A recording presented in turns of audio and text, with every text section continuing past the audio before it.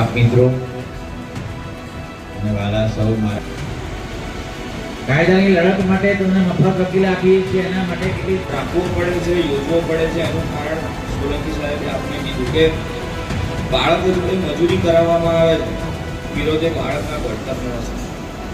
એની જે ઉંમર છે 14 વર્ષનો ક્રાઇટેરિયા. 15 કલાક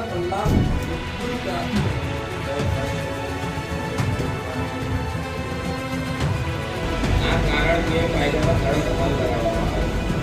બીજી વાત